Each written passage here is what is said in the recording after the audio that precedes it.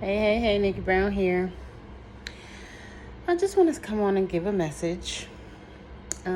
Sometimes you can't speak directly to a person. Um, Sometimes people don't listen when you try to directly talk to them. They don't take you seriously. Especially depending on where it's coming from, like a child, um, or even if it's an adult child, still a child or a subordinate, um, a student. Um, Sometimes people just refuse to listen to you because maybe they think they're on a certain level that's higher. And so since you're not on that level, they shouldn't have to listen to you. Um, let's say, for example, the person could have a doctorate degree, right? And you're sharing some new knowledge and they can't receive it because, again, they feel like, well, they've gotten the education that they need, so they know what they need to know, right? Just using those as examples. But for whatever reason, you cannot talk to this person. They don't take you seriously. They ignore you. They laugh. They feel like you don't know. Or you're afraid to talk to them because, people retaliate. They're vengeful. They're spiteful. They can be petty, right? So you don't know what reaction you're going to get, so you're afraid to say anything, especially when it's a parent-child situation. I just watched a video of Busta Rhymes where he was drinking heavily and he passed out to the point where they tried to wake him up for 45 minutes. And he was really heavy during that time, and it was really, a rough time for him. He lost his, manager, who was basically what he calls his brother, and his father 2 years after that. So it was a really dark time for him. And so for about 9 years, he says he didn't put out an album. But we can relate this to everyday life of someone who's not a celebrity. Although celebrities are people too, no human being is better than another human being, right? We all bleed the same colored blood, and we're all going in the same ground or crematory when we transition. So to say, or for those who think that they're better than somebody based on the knowledge that they have, or based on the amount of money that they maybe have in a bank account, or the kind of car that they drive, or the clothes that they wear, is really unacceptable, right? But there are people who are that way.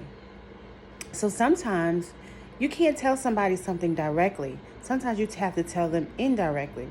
And what Busta Rhymes' son did was told the security guards who was trying to wake him up for 45 minutes, this is how I feel, and I need you to tell my father, right? Or at least be there to back me up. But sometimes you don't have somebody to back you up.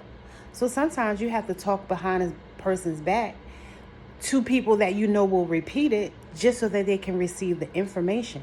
And sometimes that sparks a change. They're going to get mad at you. They'll probably be mad, right? They may even say, why did you feel like you couldn't come talk to me? And again, you may have tried and made several attempts to say something in a very subtle way, because some people feel like they have to insert their dominance in order to get what they want or get their way, or that people won't take them seriously or won't listen to them. That's their fear. That's their insecurity being projected onto other people. And so the way that shows up is for them to be aggressive, or to cuss people out, or be condescending or sarcastic. I had an ex who he would scream and stomp his feet up against the wall. He would lay flat on the floor and stomp his feet up against the wall.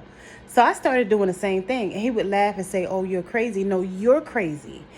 And I need you to go head on with yourself, because this is stupid. I'm making you see how stupid this is. So sometimes you have to make people see how mean they are, how aggressive they are, or how foolish they're being, in order for them to really wake up and see the light. Again, they may change, they may not. They're probably going to be angry with you. whatever this unconventional way that you get them to see the light is. Because again, other people will say, oh yeah, you're a lot to deal with, and they'll just laugh. And again, they're not really taking it seriously. Like, what you mean? And it's very playful. You can't play with everybody.